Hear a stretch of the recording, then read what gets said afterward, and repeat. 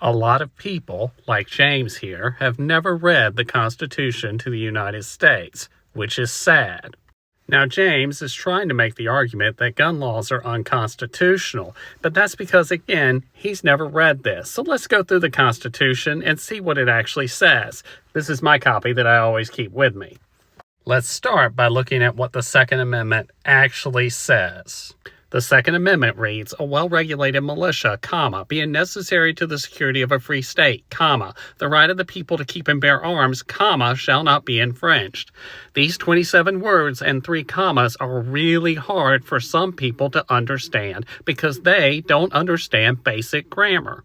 Second-grade grammar tells us that what shall not be infringed cannot be the right of the people to keep and bear arms because of the comma.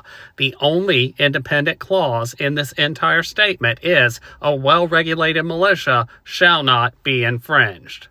And we know that that's the case because we have James Madison's original version of the Second Amendment. James Madison wrote all of our amendments. Let's look at what he wrote originally for the Second Amendment that the Founding Fathers rejected wholeheartedly. The original version, as written by Madison, is completely different from the version we actually passed. Right off the bat, the differences are very noticeable when he says, the right of the people to keep and bear arms shall not be infringed. Notice there's no comma between arms and shall. This means that's the complete sentence. And while he does go on to mention the well-regulated militia, he adds this at the end of the original Second Amendment. No person religiously scrupulous of bearing arms shall be compelled to render military service in person.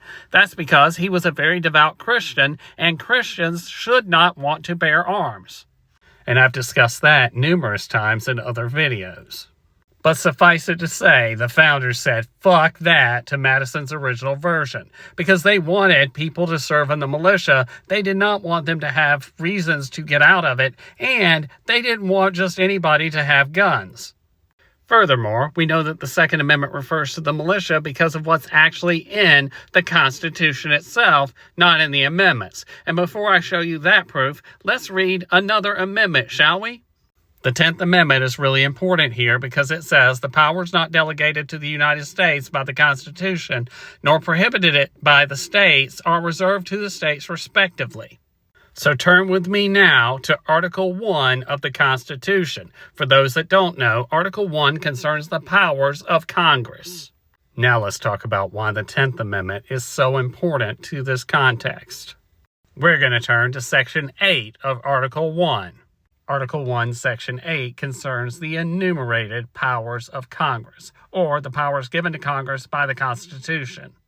In Article 1, Section 8, subsection 15, it says that Congress has the power to call forth the militia to execute the laws of the Union, suppress insurrections, and repel invasions. But then, more importantly, in subsection 16, it says Congress is responsible for organizing, arming, and disciplining the militia. That means they determine what you're armed with, what hoops you have to go through to be armed, and any other regulations that they want to see fit. This is why the Second Amendment begins with the phrase, a well-regulated militia. And for 200 years, the Supreme Court did not change that definition. In fact, in 1977, Chief Justice Warren Burger said that the idea of the Constitution gives an individual right to ownership of guns is the greatest fraud perpetuated against the American people. And we see this in court cases over and over, starting with U.S. versus Cruikshank, which said that people can be disarmed by the state if the state wants them to be disarmed. Cruikshank versus the U.S. involved the disarmament of Black Americans following Reconstruction. And the Supreme Court said that's perfectly okay because the state decides who is armed, how they're armed, and when they're armed. In U.S. versus Miller, the Supreme Court said that the state can determine what you own or don't own, and they can put restrictions on barrel length.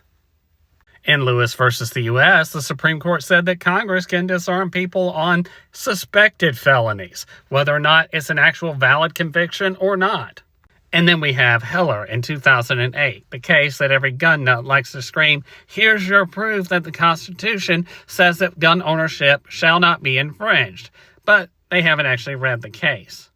In D.C. versus Heller, Antonin Scalia does indeed say that you have the constitutional right to own a handgun, but he goes on to say you do not have a constitutional right to own any kind of gun that you want, and that there are certain restrictions that are lawful and constitutional. He goes on to say that that includes you don't have a constitutional right to own any gun in the family of M16 style weapons, including the AR-15. Which is probably why for the second time the Supreme Court has refused to look at the Illinois semi-automatic gun ban, which banned AR-15s from the state.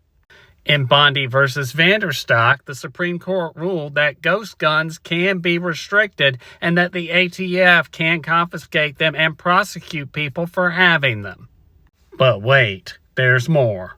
Now let's look at one of the newest gun laws that was passed in 2021, the Safer Communities Act. U.S. versus Rahimi looks at a portion of that which has to do with domestic violence restraining orders and taking away guns from people under those restraining orders. In this case, the Supreme Court ruled that if you're under an extreme protection order, you have to surrender your firearms. It doesn't matter if you're guilty or not, you have to surrender them until you can be evaluated. This means that in 2024, the Supreme Court said that that law was constitutional. And lest we forget, Donald Trump and Pam Bondi advocated taking guns away from gun owners without due process. On February 22, 2018, following the massacre at Parkland, Trump famously said, "Let's take the guns first and then worry about due process." Which would probably be pretty easy for them to do since Republicans have had a secret gun registry of gun owners for about 20-30 years. It's really funny how Republicans, the NRA, and Donald Trump haven't come forward to say that that secret gun registry is unconstitutional.